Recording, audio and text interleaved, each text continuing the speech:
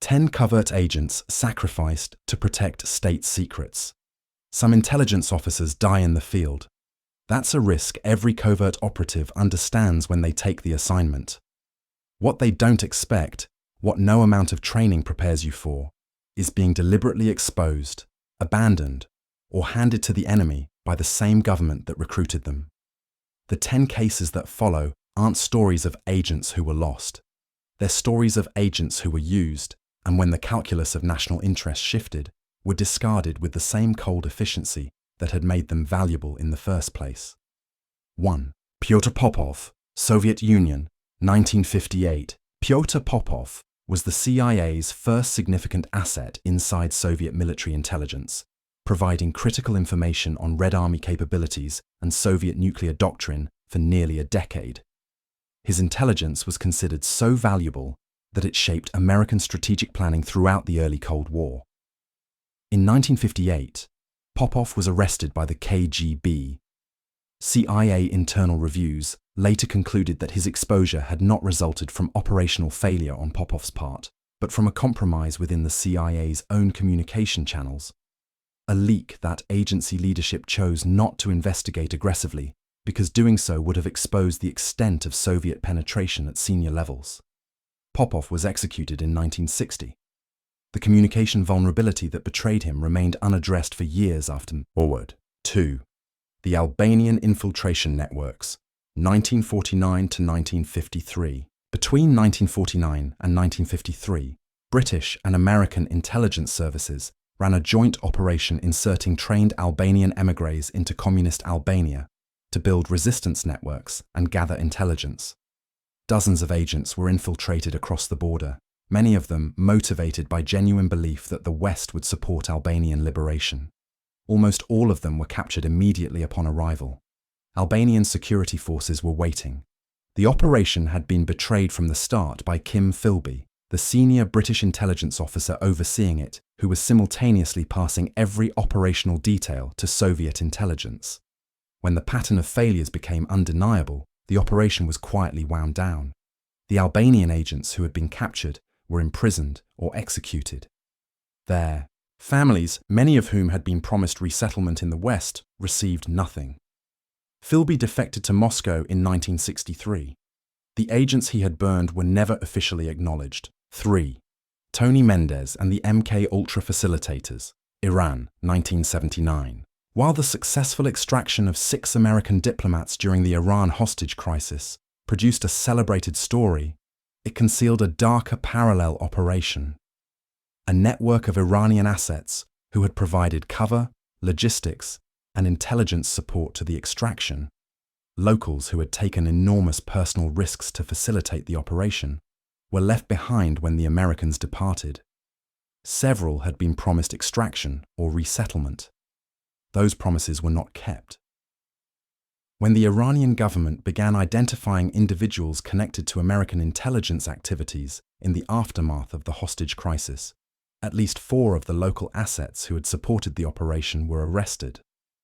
Their subsequent fate was never officially documented.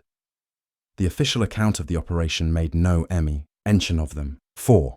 The Guatemalan Asset Network, 1954. When the CIA orchestrated the overthrow of Guatemalan President Jacobo Arbenz in 1954, it relied on an extensive network of local assets, political figures, military officers, and civilians who provided intelligence, facilitated communications, and helped manufacture the appearance of a broad-based internal opposition. When the operation succeeded and a CIA-backed government took power, the asset network became a liability. Individuals who knew too much about American involvement, whose continued activity might complicate the fiction of an organic Guatemalan uprising, were systematically cut off. Several were imprisoned by the new government they had helped install.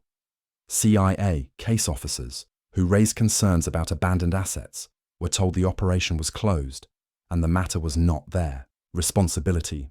The same pattern repeated itself in every subsequent CIA-backed regime change operation for the next 3 decades. 5. Aldrich Ames's Burned Networks, 1985 to 1994.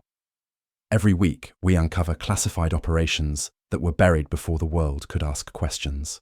Subscribe. The next mission goes even deeper. When CIA officer Aldrich Ames began selling the identities of American assets inside the Soviet Union to the KGB in 1985, he compromised virtually every significant CIA source in the USSR. At least 10 confirmed CIA assets were executed as a direct result of his betrayals. What makes this case particularly disturbing is not the betrayal itself, but the CIA's response to the evidence of it. For nearly a decade, as assets continued to disappear and be executed, CIA leadership resisted the conclusion that a mole existed at senior levels. Internal investigators who pushed the mole hypothesis were sidelined or reassigned. The institutional reluctance to acknowledge the penetration cost additional lives. When Ames was finally arrested in 1994, the agency's response focused on prosecuting him rather than examining why the warning signs had been ignored for so long. 6. The Bay of Pigs Brigade, Cuba, 1961. The 1,400 Cuban exiles who landed at the Bay of Pigs in April 1961 had been recruited, trained, and equipped by the CIA with explicit assurances of American air support.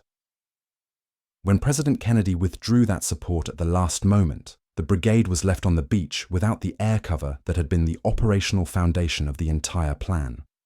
Within 72 hours, 1,200 men had been captured. Over the following months, the CIA watched as its assets were paraded before cameras, tried publicly, and imprisoned. The case officers who had recruited these men, who had made promises on behalf of their government, were ordered to maintain silence.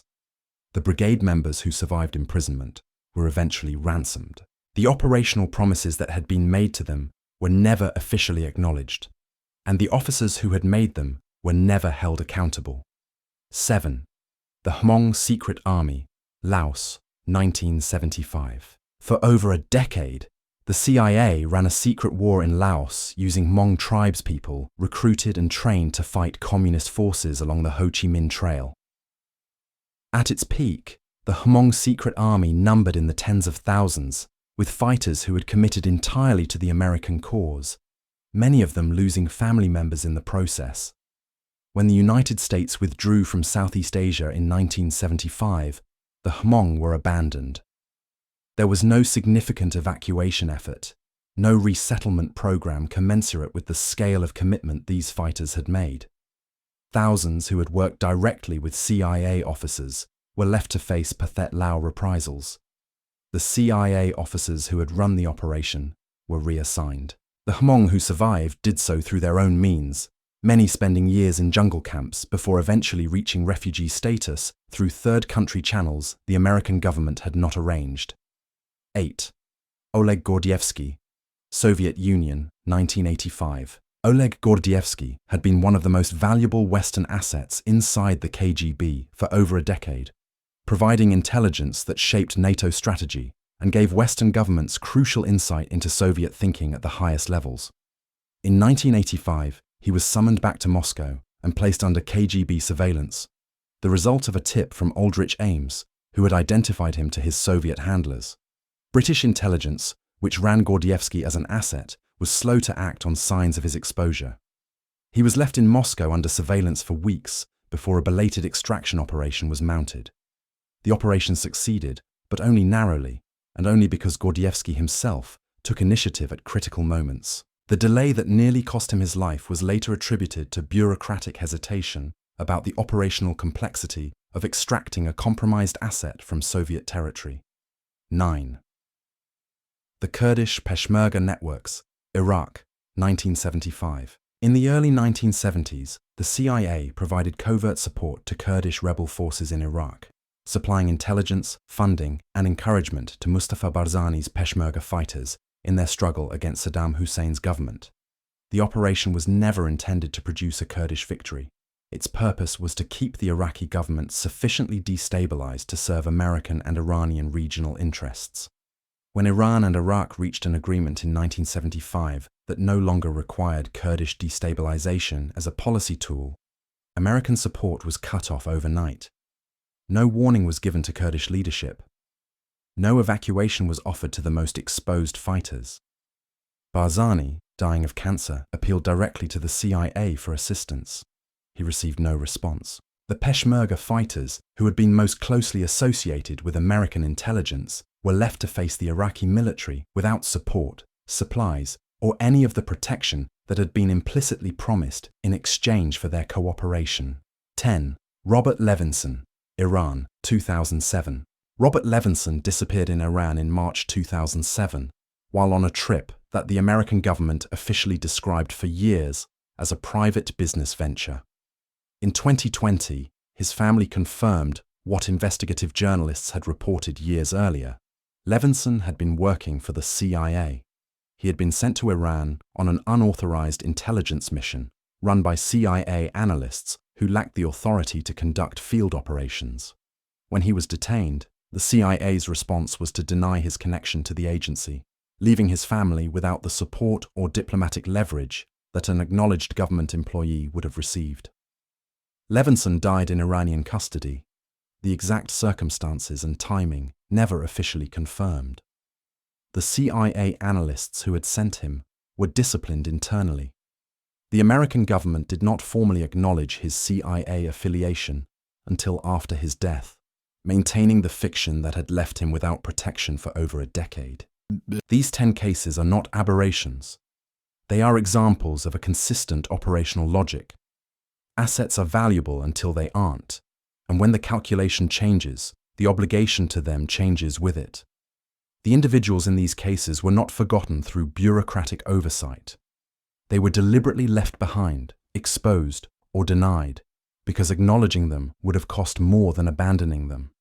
That calculation, made in offices far from the consequences, has been applied to agents, informants, and allied fighters across every decade of modern intelligence history.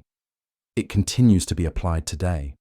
The only difference between the cases that become known and the ones that don't is whether a document survives long enough to be released, and whether anyone is still paying attention when it is. If this opened your eyes, subscribe to Battlemap.